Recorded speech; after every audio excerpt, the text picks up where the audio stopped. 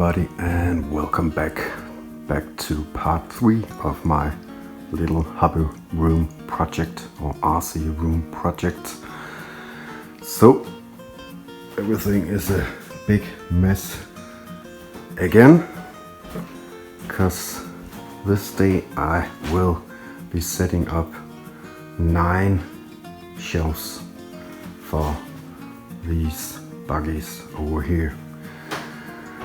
So it's gonna be a tremendous project for me. I'm not a handyman, I'm a book and music man formerly, so all this handy stuff is very new to me.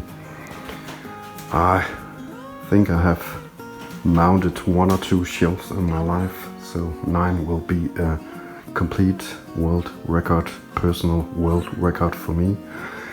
But I better get started. So I chose these pine tree. There's 3 of them, and they match up the length of the tables here. There will be about 7 centimeters room here, which is fine. But well, it could have been better if I just had 2 here to match up the 2 tables here. But these were on sale. These, as you may know, pine tree is probably all kind of mosquitoes and things up here in the north of the countryside. So pine tree is probably one of the cheapest ones.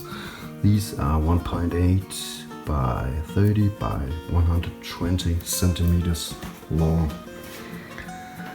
And every single shelf, we got 6 more over here, needs these. And I didn't research what they are called in English, but these are called hyldeknægte. So now you learned a Danish word. But I'm actually not sure if they will be mounted like this or like this. I believe it's like this, but I will be mounting them like this because I just think this will look a bit too long on the wall. So probably I'm making my first mistake right now, but that's how it is. That's how I decided. So a lot of screwing going on here. Well, and I even got a very small, I have not researched what this is called in English, but this is called a vatterpas in Danish. So now I learned 2 Danish words. And it's probably a bit too small. I should get a longer one. The story of my life, I would say. But I can't really wait another weekend or so to get a longer one. Luckily you can get longer ones of these. So I will just start mounting these on the shelves and see how far I get.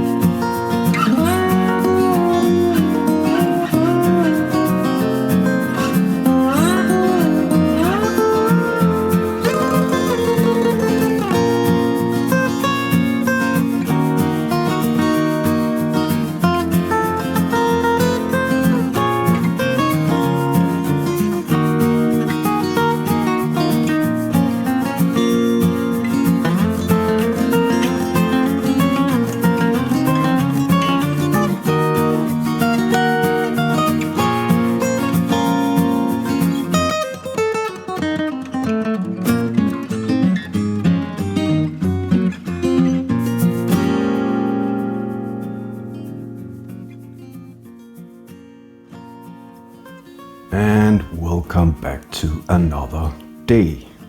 As you probably saw of the poor footage, the project went on all through the evening when the light started to diminish, to disappear.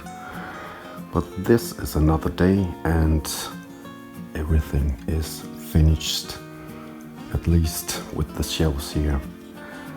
So they are not perfectly straight or perfect in any way. I had a lot of trouble as a newbie and non-handyman doing this kind of stuff. Main problems was to hold these shelves while making my markings and making it straight and everything. So that was a lot of hassle for me to do on my own. If you are a newbie like me, I recommend doing it with another person that can hold the shelves while you do the measurements and markings and making it all straight.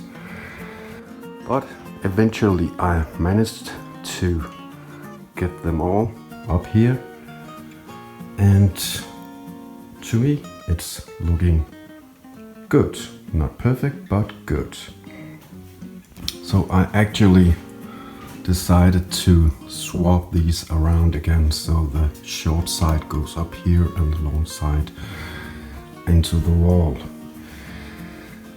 What would have made it a lot easier for me was if these didn't require these two holes here. So that was a lot of hassle to try making straight. If I ever do it again, I will do it with some simple ones where the screws line up here. But I got it all finished. As you saw, I had a lot of trouble with the walls here. So at one point the whole wall came out on me here.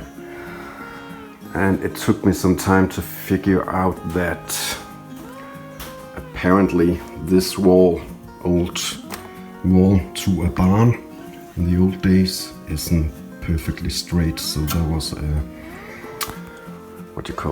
door here once in the old days that have been filled out. And as you can see, it's not perfectly straight, so we actually got a lot of gap here. So I made a solution mounting these further into the wall eventually, but not before I had actually ripped out some wall here when I tried to screw it all down. So I got there eventually, and I got my beloved buggies up here. Got more on the way. There's a special place here for a new one I will soon unbox. And these will probably over time be moved over here. So I will fill them up with buggies here. I don't know if I can keep my buggy collection down, because it's quite handy also to have the tools and spare electronics and screws and everything here. But we will see about that. Already got two DT buggies here, two-wheel drive buggies here on the way that I need to assemble and get up here on the wall together with all the other ones. I also made some changes here, moved them a bit around the different cars, more room for my son's cars here, and I will probably move them around a lot more, also including the tools over here. A small little shelf for all the paint stuff and tape and oil and grease and all that. And the LiPo batteries are seated over here. And a charging station away from the collection of LiPo batteries over here. As planned, I also have my old work table from the apartment over here. and will use it as a kind of display. More tools on the floor, and where the Buggies once was, all the, I would say, review cars that have been sent to me are over here. I do not have them all anymore, but some of them I have kept. So now I can actually enjoy a lot of the new stuff, and this just goes to show how much I have fallen behind making videos and doing projects. So these are all brand new stuff that I haven't used yet. I've also got my spare tires. So far so good. I am very pleased with this result. Thanks a lot for following along in this 3-part journey.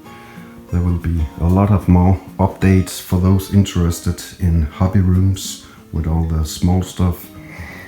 But now I definitely have all the shelves that I need for the moment.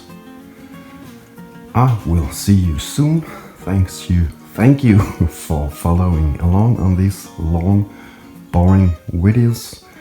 Take care, happy hobby days, and keep them running.